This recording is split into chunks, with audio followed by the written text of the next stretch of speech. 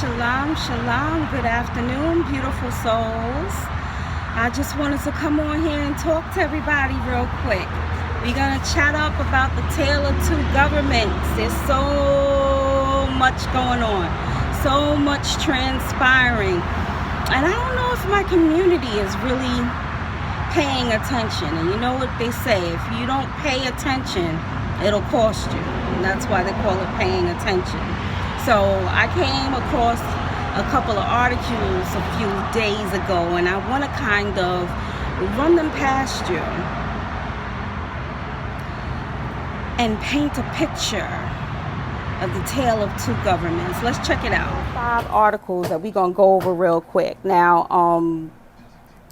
there was a male student that was suspended for wearing nail polish in a Texas high school, at a Texas high school. He has a petition floating around. 14,000 people signed the petition slamming the school for a double standard because, girls are exempt from the rule. Now, this article is from the Daily Mail UK. It was recorded by Ariel Zilber on December 4th. The student's name is Trevor Wilkinson. He's a senior at Clyde High School in Clyde, Texas. He was suspended for refusing to remove nail polish.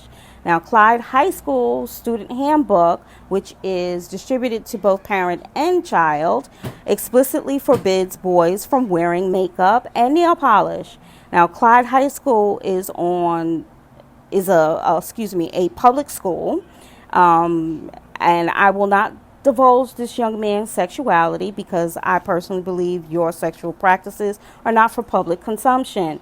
But you can read the entire article at thedailymail.co.uk, and I will be putting all of the articles I'm discussing in this section in my description box so that you guys can go directly to the websites and check them out for yourself. Now, the next article I wanted to talk to you guys about was done by Reason Magazine, and I came across it about a week ago. And this gentleman was interviewing this lady from the Church of Satan about her new documentary, Hail Satan.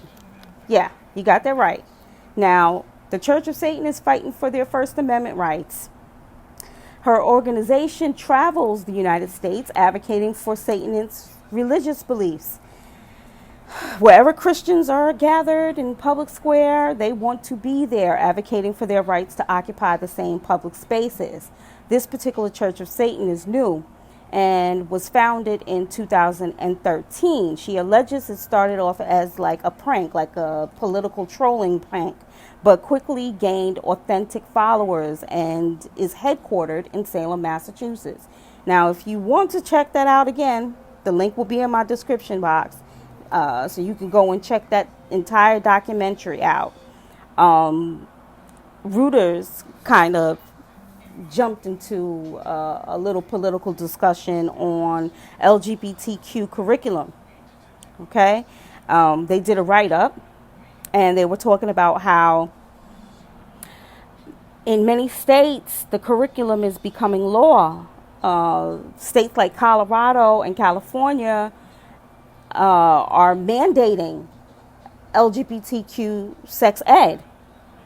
Yet many states like Alabama and South Carolina are banning LGBTQ sex ed within their states. Their Supreme Courts have ruled against it as unconstitutional. They stated that it's a violation of individual 14th Amendment rights. Now keep following me here. We keep hearing about this great reset, and even the office of the president-elect, Joe Biden, whatever that means, even he's been referencing a great reset a lot in many of his speeches, if you can call them that. But I don't really think we really know what that means. LifeSite News did a really good write-up, right? And the write-up was basically titled "A Scary Look at America's Possible Future Under a Biden Presidency." Now, this write-up, like I said, is excellent because it really highlights Biden's policies, potential policies, and their implications for the people. Now, the following statements are quotes from this article about what Biden has promised to do. He's promised to sign the Equality Act for One into law, which, if passed, will elevate LGBTQ rights above religious freedoms, which for progressives takes precedence over other rights. The Equality Act amends the 1964 Civil Rights Act to prohibit discrimination on the basis of sex, sexual orientation, or gender, which Black America should be paying attention to. Section 1107 specifically denies exemption for religious freedoms. Okay? I particularly think this Equality Act is redundant. And in another video, I'll go into that. I'll probably go into that because there are a number of reasons. Not only do I think it's redundant, because our Constitution, the amendments, the acts, they already cover it.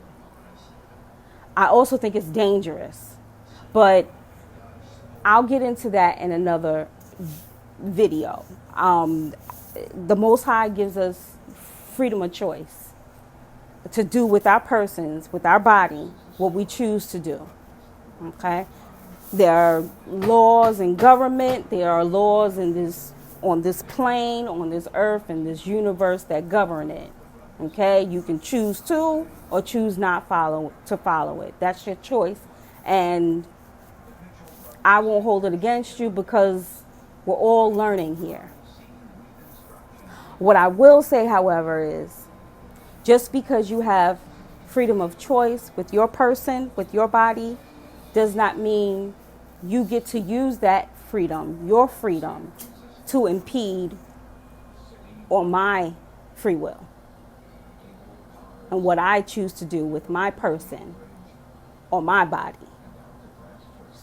So maybe that'll give you a little precursor as to why I think the Equality Act is redundant and dangerous. Dangerous for what they're asking for.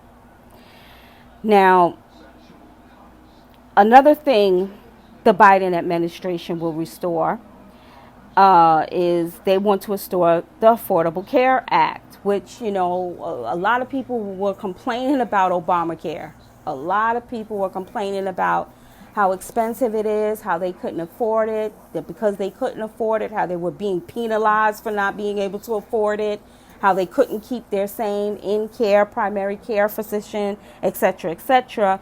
But what LifeSide News actually highlighted here was that the Affordable Care Act would force religious ministries and schools and businesses operated by religiously devout owners to cover the insurance costs for birth control drugs that cause abortions. It would force taxpayer funding of abortions. His administration would restore Obama's guidance for college tribunals on sexual misconduct, dramatically reducing federal funding to reduce the due process rights of students accused of sexual misconduct. His administration would grant federal government control of private property. Biden said he would shut down the country if necessary in order to stop the spread of the coronavirus, even though the direct oversight of public health is not a power delegated to the president or the federal government. Only the states have the power under the 10th Amendment to determine what is the best course of action in terms of public health. And I mean, you can even look at it more than just public health. You can even see what happened during the quote unquote peaceful protests in Seattle and among other places, how President Trump could not constitutionally go into those states to stop it without the permission of the state's governing body. So Biden is saying to hell with all of that, to hell with the Constitution, basically. and I'm going to do what I want to do.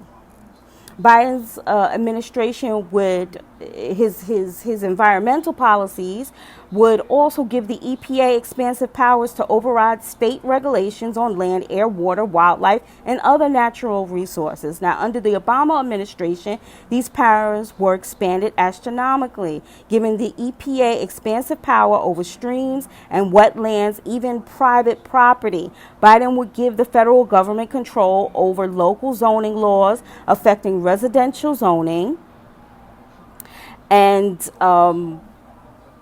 ending single-family zoning in many suburbs and create little downtowns.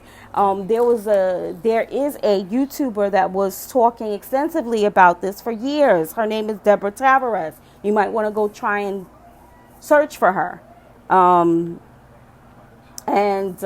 These climate action zones. She's been talking about that extensively and how she's been seeing that the rezoning of California, where she lives, for many years, and she's been ranting and talking to people about this, but we're just now catching on. So I'm hoping you're beginning to see the big picture here, hence the tale of two governments.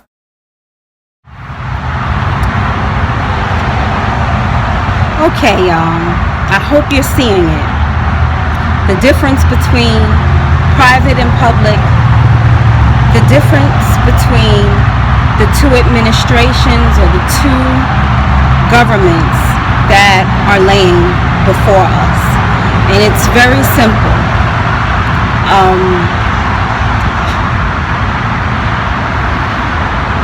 I'm not big on conspiracy theories. Yet as I'm watching how mainstream media is moving, knowing that there is no president-elect yet.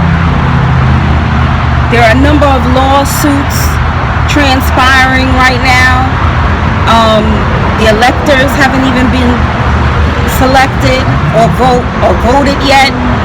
Yet AP, Associate Press, and all of these social media outlets are calling Joe Biden president-elect. I'm not into the conspiracy theories, but I do not and will not ignore the reality of what's happening right in front of me. Nor do I think that you should either. So when we look at these two administrations, you have to understand what is the choices or the paths that are lying in front of us. Is a choice between state ownership of everything, including your person, or the right to private property and ownership. You choose. I choose the latter. We've transcended, at this particular moment right now, we've transcended the race issue. This is about survival. Let me know what you think in the comment section. Till next time.